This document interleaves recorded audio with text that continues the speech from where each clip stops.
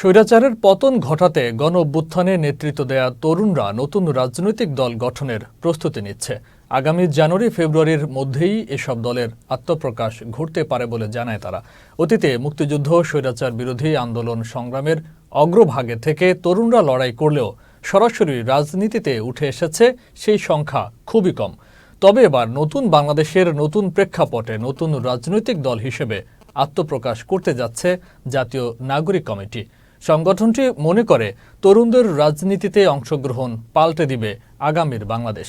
বিস্তারিত মামুনুর রহমানের প্রতিবেদনে। তরুণদের উদ্যোগে নতুন দল গঠন হতে যাচ্ছে। যদিও নিকট ভবিষ্যতের রাজনৈতিক গতিধারা, দলীয় বিন্যাস ও জোট গঠন এবং বিপ্লব পরবর্তী দিক নির্দেশনা ও ভিশন নিয়ে এখনও কিছুটা অস্পষ্টতা রয়ে গেছে। তারপরও ফ্যাসিবাদী ব্যবস্থার বিলোপ ও নতুন বাংলাদেশের রাজনৈতিক বন্দোবস্ত সফল করার লক্ষ্যে জাতীয় নাগরিক কমিটি কাজ করে যাচ্ছে। সারা দেশে ইতোমধ্যে 100-রও বেশি কমিটি দেওয়া হয়েছে। যে তরুণরা বিগত সময়ে রাজনীতি বিমুখ ছিল, সেই তরুণদের এখন রাজনীতিতে অংশগ্রহণ। তরুণদের এমন রাজনৈতিক ভাবনা কতটুকু সুফল বয়ে আনবে, সে প্রশ্ন ছিল তরুণ নেতাদের কাছে।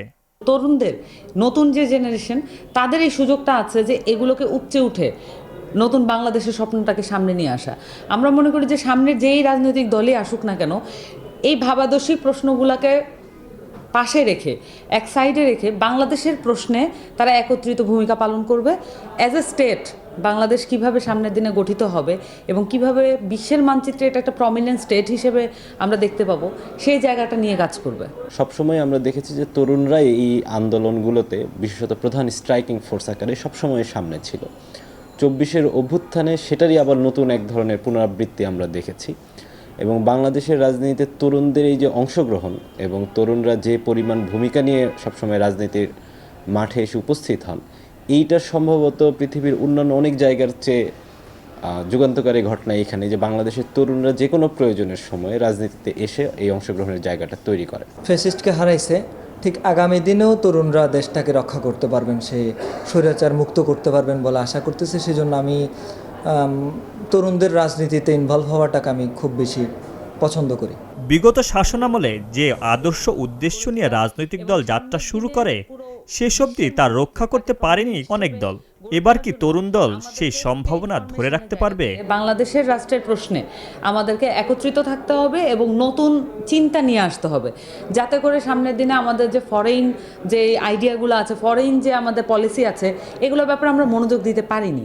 তো আমাদের দেশের তরুণদের বিভিন্ন জায়গায় কাজ করার সুযোগ হয়েছে এবং তারা দেশে বিদেশে নামও কামাচ্ছে এবং তাদেরকে আসলে এই জায়গাগুলোতে ইনভলভ করা খুবই প্রয়োজন। যারা সত্যিকার অর্থে নেতৃত্ব দিতে পারছে বা সত্যিকার অর্থে সৎ আছে বা রাজনীতিটা আসলে বুঝতে পারছে, তারাই হচ্ছে এগিয়ে আসছে।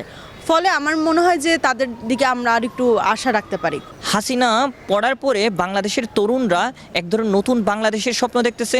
তারা আশা করি নতুন বাংলাদেশ উপহার দিবে।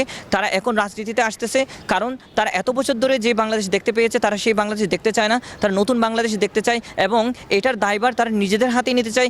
নতুন রাজনৈতিক দল গঠিত হলেও প্রেশার গ্রুপ হিসেবে কাজ করবে তরুণ রাজনৈতিক দলগুলো। রাজনৈতিক পেরিফেরি সরকারে থাকুক বা না থাকুক, সে একটা প্রেশার গ্রুপ হিসেবে অলরেডি কাজ করে, কারণ সমালোচনা আপনার রাজনৈতিক মাঠ থেকেই আসতে হয়।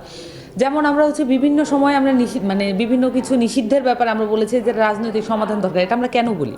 আমরা বলি এই কারণে যে রাজনৈতিক মাঠ হচ্ছে জনগণকে ধারণ করতে পারে। জাতীয় নাগরিক কমিটি সবসময়ের জন্যই প্রেশার গ্রুপ হিসেবে কাজ করবেন।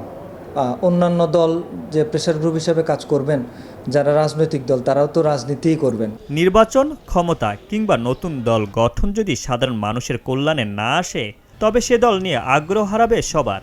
সাধারণ মানুষের মৌলিক অধিকার নানাভাবে ক্ষুণ্ণ হয়েছে বলেই গণ অভ্যুত্থানের মধ্য দিয়ে মানুষের ক্ষোভ প্রকাশ পেয়েছে। আগামীতে তরুণদের হাত ধরে কল্যাণকর কিছু হবে এমন প্রত্যাশা সকলের। Mamunur Rahman, channel S, Dhaka.